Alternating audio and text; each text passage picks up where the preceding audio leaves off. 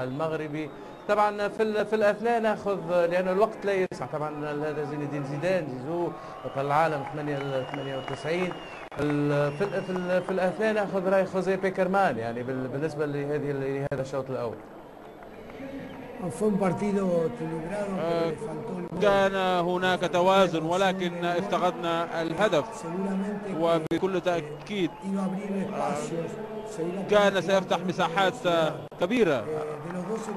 المنتخبان البرازيل تخرج بسرعة أكبر، ولكن الأرجنتين تحتفظ بالكرة كثيرا وهذا لا ينتج كثيرا.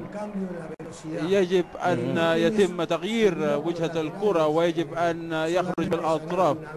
زانيتي فقط خرج مرة واحدة، ولكن من ناحية دي ماريا لم يستطع أن تخطي داني ألفيس. ميسي هو اللاعب الذي يغير السرعة والإيقاع، ويمكن أن يأتي الهدف من هناك.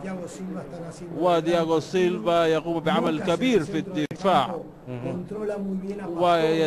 باستوني يسيطر على الكرة جيدا. الأرجنتين ليس لديها خروج سريع بالكرة. البرازيل نعم مع داني ألفيس ونيمار ويهددون كثيرا المرمى المنافس. هذا المباراة تفتقد لهذا، أن يكون هناك مضاد لأننا لدينا المواهب ولكن ينقص العمق. أتمنى أن تتحسن في الشوط الثاني. لكن في الشوط الثاني كل فريق يريد الفوز، لأن يعني مباراة الأمر يهم الأرجنتين والبرازيل، والأرجنتين والبرازيل ولا فريق يلعب من أجل التعادل.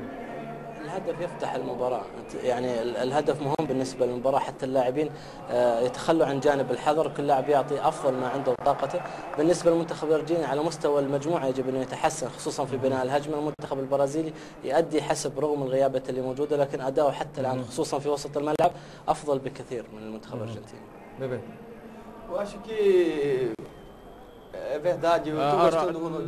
نعم يعجبني مستوى رونالدينيو، ولكن يفتقد للتمريرة الأخيرة ليضع المهاجم أمام المرمى.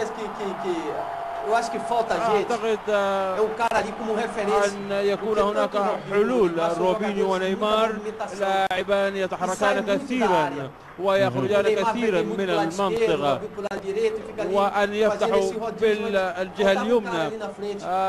يعتقدون للاعب هناك يكون مرجعية في وسط الهجوم. هذا ما يفتقده. البرازيل تلعب بسرعة جيدة وهي الأفضل من المنتخبين. الأرجنتين تبدأ وتمرر الكرة، ومن الصعب جدا أن تدخل من وسط الملعب لأن هناك تركيز كبير في الدفاع، ويعود كل اللاعبين للدفاع وليست هناك أي مساحات. يجب أن يتبادلوا الكرة بصورة أسرع وأن يخلقوا فرص أكبر.